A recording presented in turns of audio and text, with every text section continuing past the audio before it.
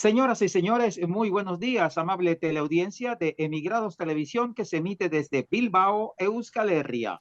Bienvenidas y bienvenidos a Panorama, con la realización de diversa comunicación. Yo soy Eliezer Jiménez Julio, saludándoles esta vez desde Ginebra, Suiza. Agradecemos a Amaya el apoyo técnico en los estudios centrales en Bilbao. Nuestro programa de hoy, Yemen, indomable y solidario, y tiene que ver con una agresión armada llevada a cabo la semana pasada por una alianza de países encabezada por los anglosajones y varios aliados contra este país bicontinental situado en Oriente Próximo, es decir, entre Asia y África, compartiendo sus fronteras con Omán y Arabia Saudita. Su parte asiática, para ubicarlo geopolíticamente, está situada en Masrek, al sur de la península arábiga, rodeado por el mar Arábigo, el Golfo de Adén y el Mar Rojo en Asia, mientras que la isla de Socotra está en la plataforma continental africana. Yemen es el único estado republicano en la península arábiga. Su capital y ciudad más poblada es Saná, pero que tiene que ver Yemen con Palestina, la agresión genocida del sionismo israelí contra el pueblo palestino. Para hablar de este tema que es de actualidad e importancia geoestratégica a nivel mundial, hemos invitado al licenciado Sergio Rodríguez Gelfenstein. Él es consultor y analista internacional venezolano, graduado y magíster en Relaciones Internacionales de la Universidad Central de Venezuela, doctor en estudios políticos por la Universidad de los Andes, allí mismo en la República Bolivariana de Venezuela. Ha publicado muchos artículos en revistas especializadas en diversos países.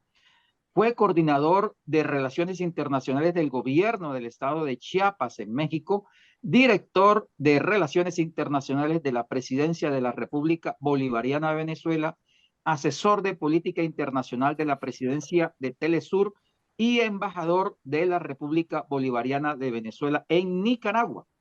Es autor de diversos libros y ha coordinado otras obras colectivas y participado como coautor en varias compilaciones.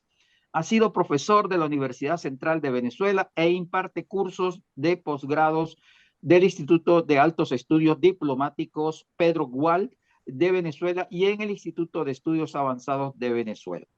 Ahí está pues la presentación de este compañero licenciado Sergio Rodríguez, a quien tenemos el gusto de darle los buenos días en la República Bolivariana de Venezuela. Compañero Sergio, bienvenido, buenos días, ¿cómo estás? Gracias, Eliezer, muy buenos días, muchas gracias por la invitación y por darme la posibilidad de participar en tu programa. Gracias y complacidos nosotros de tenerlo a usted, licenciado compañero, desde la República Bolivariana de Venezuela. ¿Cómo está hoy día la República Bolivariana? Cuéntanos, así rapidito para...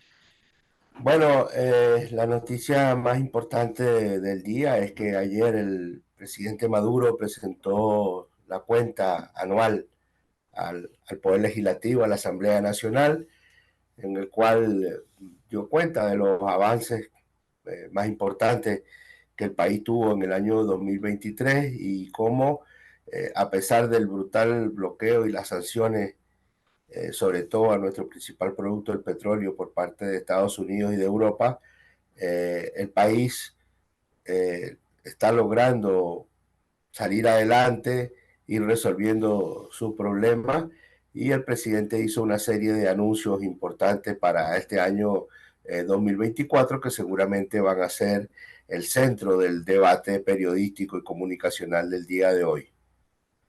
Bueno, ahí está la situación que hay que indicar desde hace años, el bloqueo imperial atroz contra el gobierno bolivariano, contra el pueblo venezolano y su economía. Pero ahí está la solidaridad de los pueblos del mundo con ese valiente pueblo venezolano. Bueno, compañero Sergio Rodríguez, para iniciar este programa de Yemen Indomable y Solidario, voy a leer una parte de un artículo escrito por usted, que fue publicado en el portal La Pluma de Francia, que dirige María Piedad Osaba. Y dice, en 2015, Yemen, un país desconocido para muchos en Occidente, inició una guerra en defensa de su soberanía que estaba siendo amenazada por una alianza intervencionista liderada por Arabia Saudí. El pueblo yemení tuvo que pagar con la vida de casi 400.000 de sus hijos para mantener su independencia. Muchas personas se han preguntado cómo ha sido posible que un país considerado el más pobre de Asia Occidental haya sido capaz de resistir y vencer a una coalición formada por algunos de los países más ricos del planeta. Hasta allí el texto que usted escribió, licenciado Rodríguez, que nos parece interesante para introducir el tema, sobre todo porque ese país pobre se ha solidarizado con la lucha de Palestina. Y ahí comenzamos. ¿Cómo, cómo ve usted toda esta situación de Yemen, esa solidaridad hacia el pueblo palestino y esa resistencia contra el sionismo en la práctica y los imperialismos? Bueno, el sentido de ese artículo largo, que tuvo que ser, por lo largo tuvo que ser en dos entregas, era precisamente mostrarle al mundo y sobre todo mostrarle a los latinoamericanos. Cada vez hay más personas que leen sobre los temas internacionales y que de alguna manera se van transformando, le van dando seguimiento a los artículos que yo publico semanalmente sobre temas internacionales. Entonces, países como Yemen son totalmente desconocidos, no se sabe ni siquiera dónde están.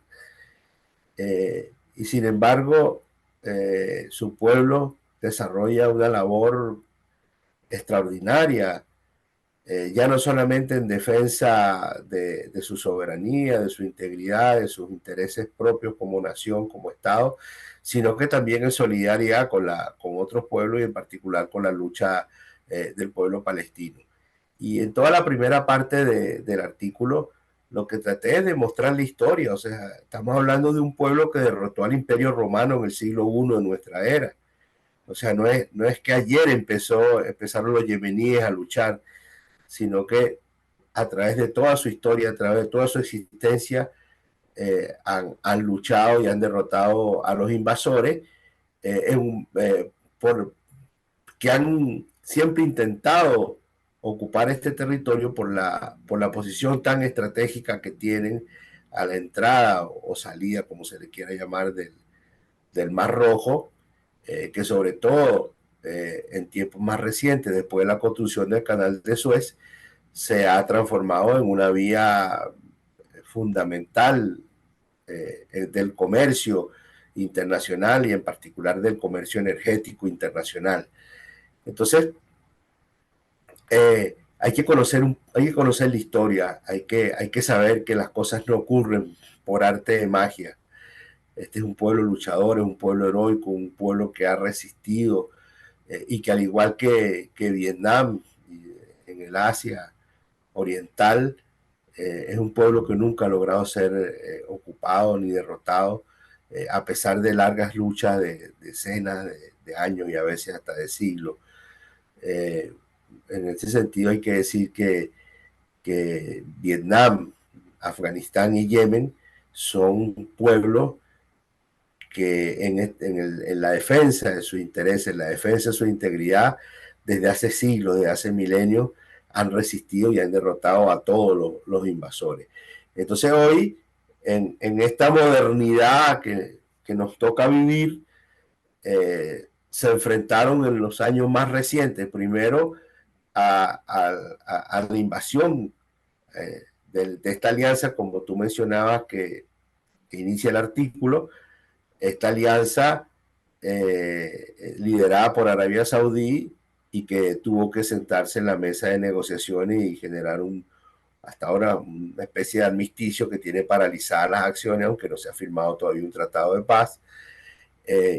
Todavía en fecha más reciente, después del 7 de octubre, en solidaridad con el pueblo palestino, han comenzado a desarrollar acciones que, como digo también en el artículo, ya no solamente tienen una relevancia local, sino que también tienen una relevancia regional y global, porque han comenzado a tener una incidencia en el comercio internacional, a generar una serie de variables en el sistema político, en el sistema económico global, que entre otras cosas muestra como aspecto interesante el hecho de que comienza en el planeta a manifestarse una resistencia y una capacidad de resistencia de los pueblos a la imposición y a la dominación imperial. Cuando tú relacionas bueno, esta capacidad de los yemeníes de atacar un destructor de Estados Unidos, de bajar, es bien interesante, con un dron que cuesta 500 o 1000 dólares, bajaron un dron estadounidense que cuesta 3 millones de dólares, el Reaper es uno de los más sofisticados, y no pasó nada. Pero tampoco pasa nada cuando Estados Unidos mete 2 portaaviones en el Mediterráneo y amenaza al Líbano, y el líder de Hezbollah, Nasrallah, le responde: tenemos cómo responderle a tus portaaviones y tenemos cómo hundirlo, y le muestran los misiles que tienen, misiles antibuque. Si unes eso también con la resistencia de los pueblos de Níger, de Mali, de Burkina Faso, que se unieron para crear esta alianza del Sahel, y que frente a eso a Francia, el presidente francés los amenazó con una invasión y le dijeron: aquí lo esperamos, señor, venga, y Francia no hizo nada.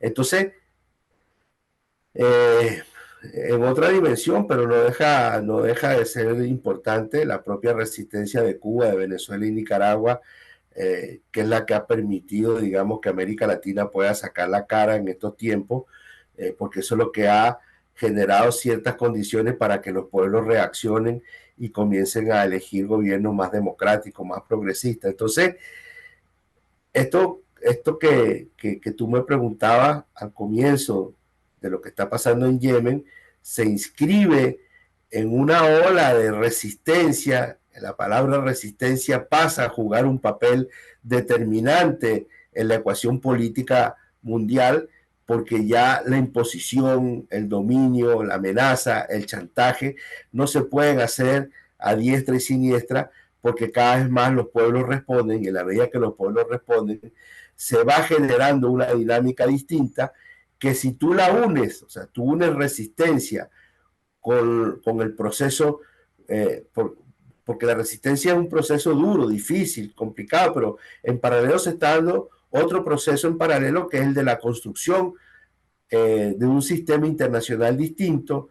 La debilidad y desaparición del sistema internacional actual, y la aparición, el nacimiento de un sistema internacional distinto, que tiene en los BRICS su principal exponente, y que en la medida que los BRICS se vayan ampliando y vayan ejerciendo una influencia mucho mayor, entonces uno puede ver hacia el futuro con una mirada distinta, con una mirada optimista, y yo creo que esos son los dos factores: resistencia por un lado y construcción del nuevo sistema internacional por el otro. Sergio, ¿cree usted como analista y experto en este tema ahí del Oriente Medio que van a continuar los ataques de esa alianza encabezada por los anglosajones, utilizando a Bahrein? Igualmente, ¿es que ellos están interesados en que el conflicto ahí en esa zona se expanda? ¿Les interesa a los norteamericanos, a los anglosajones, a la misma OTAN como tal, para buscar provocar a Irán? Que después vamos a hablar de ese tema, de lo que acaba de hacer en estas noches allí en esa zona contra las facciones sionistas que tienen las bases militares norteamericanas allá en Irak y en Siria. Mira, Eliezer, hoy es bien difícil tratar de hacer un análisis de algún asunto internacional aislado del otro. Suponer que uno puede analizar lo de Yemen solito, o lo de Palestina solo, o lo de Irán solo, o lo de Taiwán, o lo de Ucrania, o lo de Argentina. Aislado una cosa de otra, yo creo que es incorrecto, pero además de ser incorrecto, te conduce a conclusiones erróneas, porque pareciera que si uno utiliza esa metodología, uno parte de una suposición que no es real, que es de que los procesos históricos en el planeta se circunscriben a hechos estrictamente nacionales, locales, y no es así, no es así. Por eso yo te relaciono resistencia con construcción, porque en el planeta se están ocurriendo hechos muy relevantes. Disculpa que me salga estrictamente de lo que me preguntaste, pero yo creo que hubo un punto de inflexión con la pandemia en el año 2020 y hubo un punto de inflexión más allá de los temas de salud estrictamente, estoy hablando en términos del sistema internacional, porque el sistema internacional demostró su incapacidad para enfrentar la pandemia. O sea, ese era un enemigo común que afectaba a los del norte, a los del sur, a los blancos, a los negros, a los ricos, a los pobres, a los gordos, a los flacos, a todo el mundo. Y sin embargo, el mundo, el planeta, en la estructura que tiene para enfrentar un enemigo común como ese no fue capaz, porque primó el interés de los laboratorios, el interés económico por encima del interés de la vida, el interés de la salud humana. Entonces, eso puso en evidencia, desde mi punto de vista, que el sistema internacional como existe no es capaz de solucionar los problemas de la humanidad. Y eso tuvo un punto de avance con la operación militar rusa en Ucrania, porque la operación militar rusa en Ucrania tuvo que realizarse porque el sistema internacional fue incapaz también de parar un genocidio que se estaba produciendo en el este de Ucrania. Y lo que es peor, porque el genocidio, digamos, tiene una incidencia en ese lugar, pero también se estaba produciendo una situación crítica de una posible guerra de otra dimensión en Europa. Entonces también tiene una dimensión regional, pero también tiene una dimensión global, porque ahí se está incubando la posibilidad de establecer un régimen nazifascista en un país, uno de los más grandes y más poblados de Europa. Entonces, frente a eso, el sistema internacional tampoco pudo hacer nada. Y ahora el mundo observa cómo asesinan a 10.000 niños y el sistema no puede hacer nada. El sistema no puede hacer absolutamente nada. Entonces, estamos a la vista de un sistema internacional que no sirve, que no sirve. Entonces, cuando tú me preguntas de la posibilidad de que se prolongue la acción intervencionista y guerrerista anglosajona, como tú la denominas en Yemen, eso va a estar determinado no por causas estrictamente yemeníes ni por causas estrictamente de esa región. Ahí hay que analizar si Estados Unidos es capaz de enfrentar simultáneamente el conflicto en Palestina, el conflicto en Yemen, el conflicto que están planteando en Taiwán, el de Ucrania, hacerse cargo de su propia situación económica, enfrentar todo eso, si pueden, al margen de un proceso electoral que marca pautas de comportamiento que no tienen nada que ver con Yemen ni con Palestina, sino que tienen que ver con pautas de comportamiento nacional en función de intereses de grupos y de facciones en Estados Unidos. Entonces, en ese sentido, uno tiene que estar muy atento y observar las señales. Ayer hubo un anuncio del ministro de Defensa y del ministro de Seguridad de Israel en el sentido que se iban a retirar de Gaza, lo cual es la aceptación de una derrota.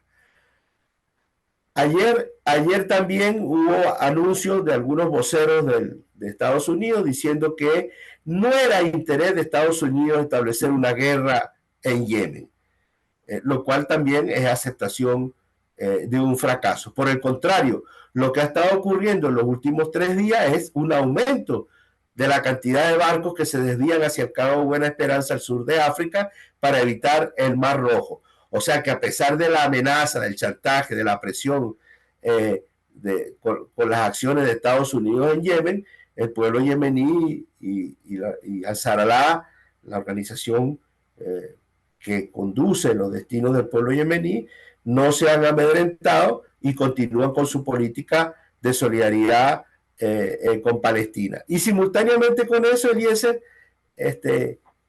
pareciera que lo de Ucrania ya no va más, ya no va más, hay una desesperación y hay una desesperanza por parte de los líderes ucranianos que eh, tratan de transmitir futuro cuando el solo hecho de que Estados Unidos haya dicho que no tiene más recursos hace que se desmorone todo, lo cual deja claro que ese no es una guerra nacional, sino que es una guerra internacional que depende básicamente de recursos externos. Los yemeníes no le han pedido ayuda a nadie, ni los palestinos le han pedido ayuda a nadie, ni están mendigando que los ayuden porque si no, no pueden llevar adelante su lucha, que es la vergonzosa realidad de Ucrania. Eh, en Palestina y en Yemen, los combatientes saben por qué están luchando y por qué están muriendo. En Ucrania no lo saben. Los mandan a inmolarse absurdamente en operaciones militares que ni el más mínimo oficial que ha pasado por una academia militar entiende, porque es inexplicable desde el punto de vista, ya no solamente desde el punto de vista político, sino que desde el punto de vista táctico, operativo y estratégico. Entonces, yo creo que todos estos elementos tienen que unirse a la hora de responder si Estados Unidos y Gran Bretaña van a continuar las operaciones en Yemen. Yo personalmente creo que cada vez muestran menos capacidad. Y hay otro elemento, Eliezer, disculpa, hay otro elemento, que es el elemento de las capacidades de las propias Fuerzas Armadas. O sea, hay cosas tan increíbles como que Gran Bretaña haya anunciado que no puede desplazar su portaavión al Mar Rojo porque no ha logrado reclutar a los soldados necesarios, a los marinos necesarios para, que, para que lo puedan operar. Otro tanto ocurre en la industria militar de Estados Unidos que que está completamente paralizada y su capacidad de producción no le permite enfrentar en Ucrania, apoyar a Ucrania, apoyar a Israel, apoyar a Taiwán y apoyar a todas las bases, las 800 bases militares que tiene en el mundo y los 11 grupos navales que tiene diseminado, no tiene capacidad para eso porque hay un problema económico en Estados Unidos que no le permite sostener eso. Entonces, creo que la respuesta a la pregunta que me hiciste es bastante compleja y daría hasta para un curso en un seminario en una universidad. Así es, Sergio. Y además, para ir cerrando el programa por razones de tiempo, hay dos elementos. Y es que yo acá, y lo decimos los que manejamos el tema de la geopolítica y en el tema de Ucrania, la OTAN perdió con Rusia. Así, clarito. Dos, es que ayer Irán ha lanzado una señal, esos misiles contra los grupos terroristas que atacan al gobierno sirio ahí de Bashar al-Assad en las bases militares sionistas donde están los grupos de espionaje de la Mossad israelí, son mensajes directos a los anglosajones, a los Estados Unidos, y es un mensaje también de advertencia de lo que viene si se meten con Irán, y que además es muestra de apoyo irrestricto al pueblo palestino. Sí, absolutamente. O sea, meterse con Irán sería una total locura. Eh, Mira, Irán es una civilización antigua. O sea, ahí hay miles de años de conocimiento. Hay una anécdota que a mí me gusta decirla mucho, que es una anécdota de la esposa del presidente Raisi de Irán. La esposa del presidente Raisi es una profesora, una doctora, una profesora de la universidad, y ella dice que cada vez que sale de la universidad, en la parte de afuera de la universidad, hay sembrado un olivo y que ese olivo es más antiguo que Estados Unidos. Entonces, entonces a mí me gusta mucho esa anécdota porque eh, el desarrollo científico y tecnológico de Irán, la voluntad de su pueblo, la organización de su pueblo, eh, no son cosas tampoco de ahora, son cosas milenarias, son sustentos civilizatorios. No estamos hablando, cuando hablamos de Irán, no estamos hablando de un país, estamos hablando de una civilización Una cultura. milenaria que hace 3000 años mostraba un desarrollo científico tecnológico. Entonces, y ese desarrollo científico tecnológico que desde la Revolución Islámica del año 1979 está siendo puesto a favor de los países de la región, están creando una correlación de fuerzas distinta que es la que permite y solidifica la resistencia hacia el modelo imperialista sionista que Estados Unidos pensó utilizar para dominar la región.